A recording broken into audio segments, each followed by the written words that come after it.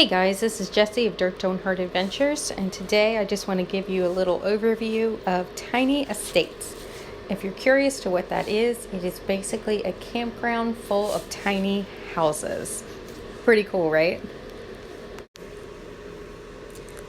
So Tiny Estates is located in Elizabethtown, Pennsylvania. Check-in is from 3 to 6. If you're going to arrive after 6 o'clock, you need to let them know so they can arrange where to leave your keys. There's a single parking spot directly in front of each house. Driving to our house, everything looked adorable. The grounds were very well kept, and each house was unique in its own way. The house we had was called the Climber, and it was $75 a night plus tax. So I think it ended up being around $103 with everything included. It was one of the smaller homes. I want you to keep this in mind as you watch this video.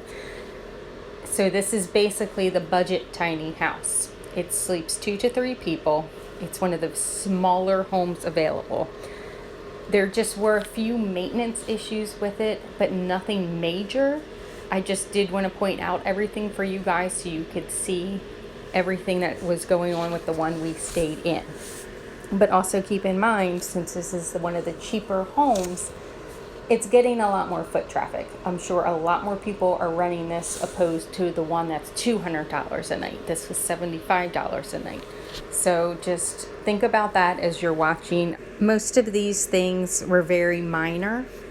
The only major thing that I could point out was the space heater they had in the tiny house. It was definitely way too small for the space. It really didn't get that warm. But that's still not their fault, because if you read their check-in policy, it tells you to go into your home immediately, check everything, and let them know if there are any issues. We were in a hurry to go out and eat, so we didn't 100% check everything out. It was also around 17 degrees that night, so what I should have done when I first arrived was call the office and say, we're going to need a bigger heater, which we did not do, so you cannot blame them for that issue. But take that in mind if you're going to stay in one of these smaller homes that uses a space heater, because it really didn't cut it when it was 17 degrees out. I did notice most of them have mini splits, so that would be nicer if you rented a bigger one to have that. Another thing I should note about this particular tiny house is that if you look out the windows, it does back up right to somebody's home, like you're right in their backyard. I'm hoping that they put up some fences at some point. That would be super helpful. I'm sure the neighborhood would also appreciate some fences as well.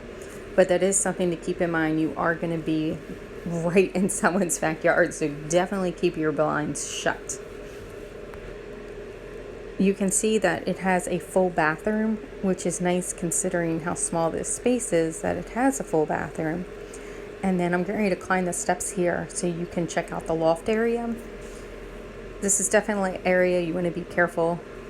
You don't want to pop your head up in the middle of the night, because you're definitely going to hit on something, especially if you are taller. And don't forget, you're going to have to climb up and down a ladder if you're the one staying up here, so you definitely want to be careful.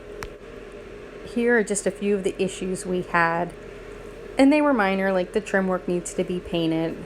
It looks like somebody was in a hurry when they were making this bed and kind of threw things back on it, or it even looks like somebody sat on it possibly, and there were no sheets for the trundle bed. The stairs, they just haven't been painted. This drawer would not open. It would hit the door and the trim. There was trim work missing, but kind of sitting around. And this closet could really use like a curtain, would be helpful so you don't have to look at the electrical box. Not that that's anything terrible, but unfortunately where the trim is missing from, which was in the bathroom, there were some nails sticking out all up and down the wall that if you weren't paying attention you would definitely run into and probably cut yourself. The soap dispensers just needed a good scrubbing, but they weren't actually that bad. There was some minor water damage in the bathroom, which is understandable. And then the kitchen sink just had some water spots, but it just kind of somewhat made you question, like, did they thoroughly clean this place? There was a light bulb out, and this is the space heater that they had going to keep this place warm when it was like 17. So it definitely needed a bigger heater. This is one of the small space heaters. And then there's a picture of the door, which also needed to be just touched up. Like I said, really minor things, nothing that was a huge deal. So please don't let any of this discourage you from staying here, because it was a really cool place. Make sure when you arrive at your tiny house, the first thing you do is do a thorough check inside the house. And if there are any issues whatsoever, report them to the front office immediately so they have time to take care of it.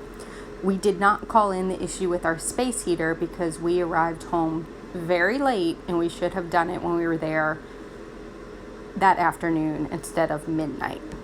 Thank you for watching. Don't forget to like and subscribe to our channel.